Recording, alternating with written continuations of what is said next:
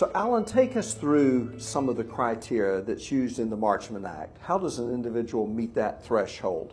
Well, under 397-675, that is where they state the general criteria. And the criteria is generally a person has to be substance abuse impaired. Now, it doesn't mean they have to be actively using. And as a result of that impairment, their judgment has to be so skewed that they are incapable of appreciating their need for further care. Also, they need to become a harm to themselves or others, and that can be through neglect. But obviously the argument, if you're ingesting substances to the point that you are substance abuse impaired, you're becoming a harm to at least yourself. So that's generally the criteria that has to be alleged. And then we get into the legal threshold of what the court has to find, which is, again, in the beginning, a very low legal threshold, reasonable belief. That's why it's fairly easy to get an assessment and stabilization. When we move into now the services aspect, when you order somebody for up to 90 days, then at that point, the burden for the court has to be a lot higher, which is clear and convincing evidence. But in order to prove that, you bring in the individuals who had actually done the assessment, and they are basically your expert witnesses, and that's how the court reaches that level.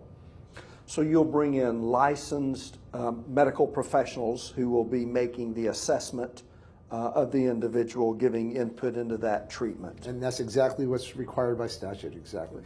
What about the timing aspect?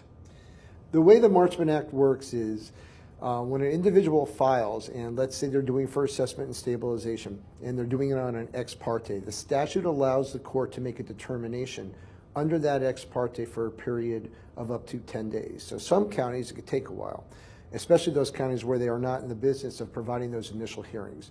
In counties where they do provide initial hearings, they usually have the hearings once, twice, some of them are even 3 times a week, and it depends on when you file. However, once you have that hearing, the court then will order the person for assessment and stabilization, and they have to comply with that order for a period of up to 5 days or less if they don't meet stabilization criteria.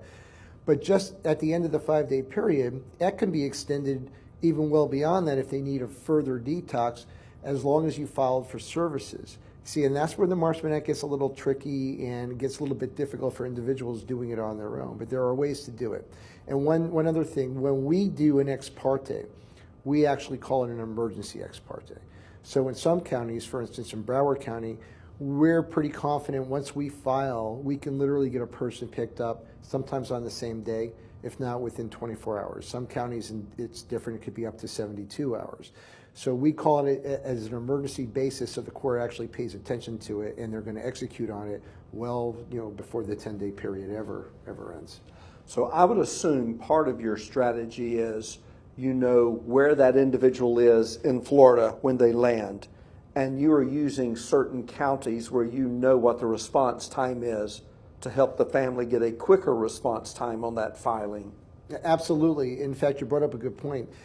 This is a statewide statute, and one would think that it applies the same everywhere in the state. But counties, every county handles it differently. Every court handles it differently. There's really not a lot of procedural guidelines in that statute. So unfortunately, where you have counties that have maybe a lower population base, they may handle it completely different than counties, with a larger population base that are used to doing it. We've been in counties when we first started doing this where we had to get on the phone with judges and had to explain to them what to do because they actually said to us, we haven't seen one of these before. Wow. That's probably as similar as every other state in the nation. You have your rural areas that has less resources and your urban areas where you have more resources. Absolutely, and we've been in situations where we've handled Marchman Acts in the northernmost part of the state where they don't have anywhere to even bring anybody. And we've come in, we've figured out how we're going to utilize this law in that particular county. And we would get the cooperation with the judges, and we would try to formulate a system that would work, and we would be able to help people. They just don't see them as often there, so they don't have an internal system built in to handle them.